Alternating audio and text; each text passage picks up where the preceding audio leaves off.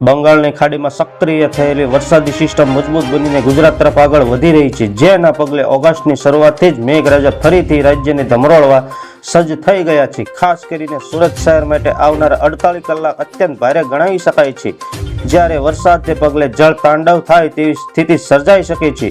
સુરત સહિત ગુજરાતના 19 જિલ્લા એવા છે કે જ્યાં અતિ ભારે વરસાદ વરસી શકે છે. મિત્રો, આગામી 2 ઓગસ્ટ સુધી ગુજરાતમાં વરસાદની તીવ્રતા ધરખમ વધારો થાય તેવી સંભાવના છે. ખાસ કરીને સુરત જિલ્લા માટે સુપર રેડ એલર્ટ જાહેર કરવામાં આવ્યું છે, જ્યાં પરિસ્થિતિ વધારે વિકટ બની શકે છે. આ સિવાય દક્ષિણ ગુજરાતના ભરૂચ, અંકલેશ્વર, નવસારી, વલસાડ, તાપી, ડાંગ જેવા વિસ્તારોમાં પણ ભારેથી અતિ ભારે વરસાદ પડી શકે છે. વધુમાં હવામાન નિષ્ણાતોએ જણાવ્યું છે કે આ વરસાદી સિસ્ટમ રાજપીપળા અને ડાંગ વચ્ચે ગુજરાતમાં પ્રવેશ કરીને સૌરાષ્ટ્ર અને કચ્છ થઈને પાકિસ્તાન સિંધ પ્રાંતમાં આગળ વધી રહી છે. પરિણામે ગુજરાતમાં સાર્વત્રિક વરસાદનો રાઉન્ડ આવશે અને ખાસ કરીને ભરૂચ, સુરત, નર્મદા, તાપી, ડાંગ, સુરેન્દ્રનગર, મોરબી, બોટાદ, ભાવનગર, અમરેલી જેવા જિલ્લાઓમાં ભારે વરસાદ વરસી શકે છે. મિત્રો,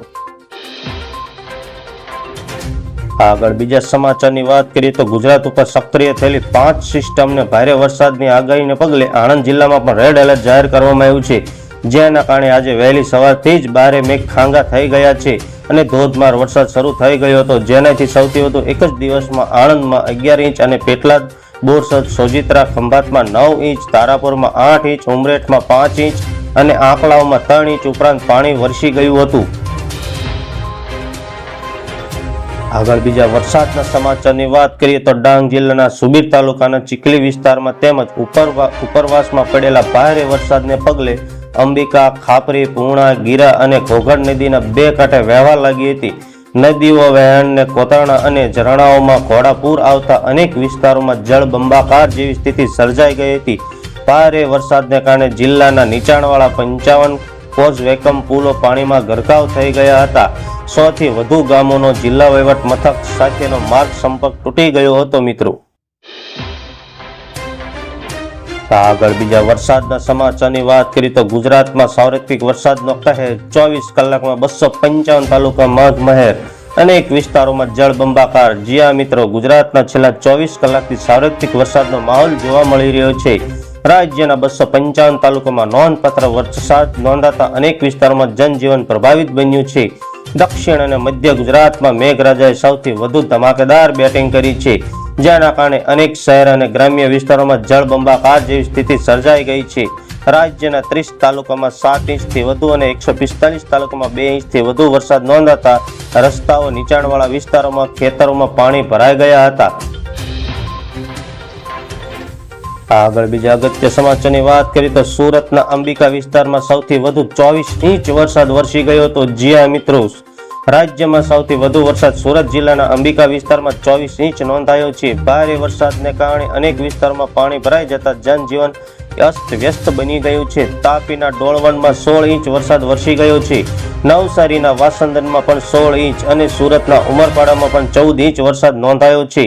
ભરૂચના નેત્રંગમાં 13 ઇંચ અને વલસાડના ધરમપુરમાં 11 ઇંચ, જ્યારે ડાંગના વઘઈમાં 10 ઇંચ અને સુરતના માંગરોળમાં પણ 10 ઇંચ અને ડાંગના સુબીરમાં 10 ઇંચ વરસાદ નોંધાઈ ગયો છે.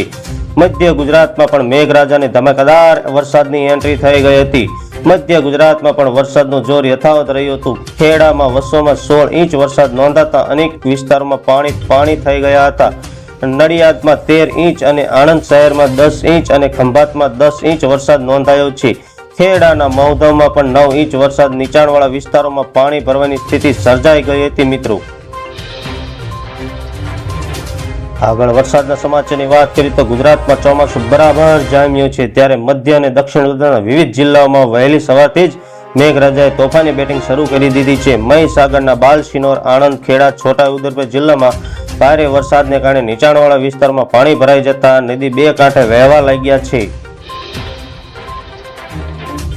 આગળ બીજા અગત્ય સમાચારની વાત કરીએ તો હવામાન વિભાગ દ્વારા રાજ્યમાં માટે મોન્સૂન સૌથી મોટી અને ગંભીર આગાહી જાહેર કરવામાં આવી છે. રાજ્યમાં આગામી 7 દિવસ સુધી અવિરત અને ભારેથી અતિભારે વરસાદી માહોલ જળવાઈ રહેશે. હવામાનમાં મુજબ રાજ્યની આસપાસ વાતાવરણમાં એક સાથે 5 સિસ્ટમ સક્રિય થઈ અને કામ કરી રહી છે, જેમાં depression, western disturbance, shear zone, monsoon stuff અને અપર એર સાયક્લોન સર્ક્યુલેશનનો સમાવેશ કરવામાં આવ્યો છે.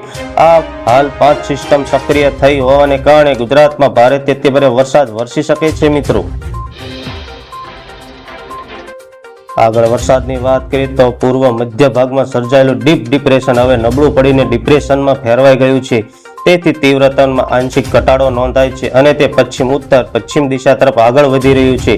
આગામી થોડા જ સમયમાં ડિપ્રેશન વધુ નબળું પડીને વેલમાર્ક લો પ્રેશર રૂપાંતરિત થઈ જશે અને ગુજરાત તરફ ખેંચાઈ આવી શકે છે.